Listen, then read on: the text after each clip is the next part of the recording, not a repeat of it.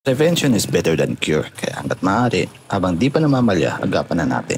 Kaya tara, maglinis tayo ng throttle body ng ADV 150. Una muna, tatanggalin muna natin ang U-box para ma-access natin ang throttle body assembly. Gamit ang 12mm wrench, tatanggalin natin ang throttle cable at return cable.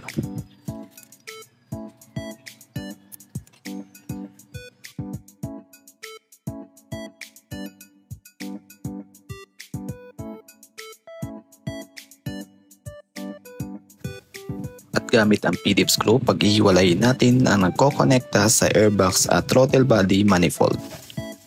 Ingat lang tayo dito banda sa may injector dahil medyo sensitive dito sa parte na to. After nyo siya ma-unlock, hindi nyo siya basta-basta mahuhugot dahil may C-clip pa siya na kailangan nyo i-unlock. At sa pagtanggal ng mga connector ng injector, TPS at IACV, may ipupush lang kayo dyan sabay hatak. Sa pagbaklas ng intake manifold, gagamit tayo dito ng 10mm Y-wrench. And bago natin siya tanggalin, isashock muna natin para matanggal yung mga nakakapit na dumi bago natin siya buksan. Sa pagtanggal natin ng throttle body assembly, huwag natin kalimutan na takpan ito. Mahirap na kapag nahulugan ito ng tornilyo or kung ano man na foreign object.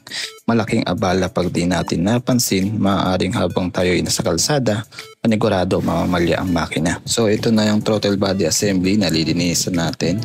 Sa pagluwag ng mga tornilyo, okay lang na gumamit tayo ng mga impact wrench as long as pagluwag lang naman yung gagamitin natin. Pero sa paghigpit ng tornilyo, mas maigi na gagamit tayo ng torque wrench para mas specific at tama yung paghigpit. Pero wala ako noon kaya tansya-tansya muna. Ito nga pala yung IACV or Idle Air Control Valve gaya ng mga sa Civics, mga sasakyan.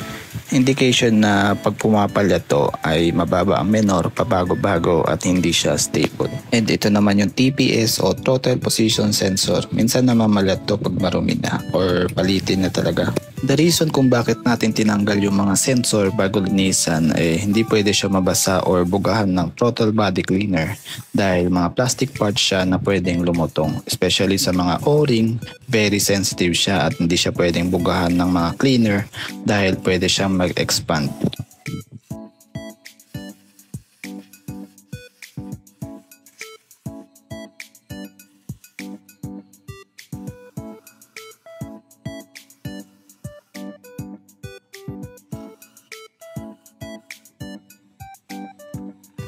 After natin siyang linisan at patuyuin, pwede na natin siyang i-assemble. And sa mga hard to reach na areas, gagamit tayo ng mga cotton buds. And sa pag-assemble, huwag kalimutan na ibalik yung mga O-ring.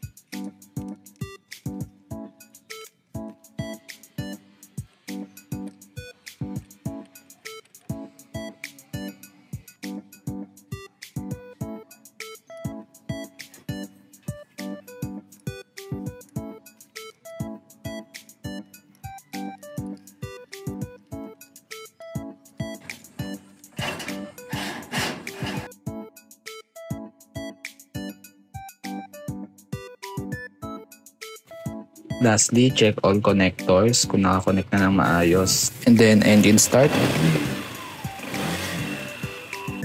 All goods na and ready to go.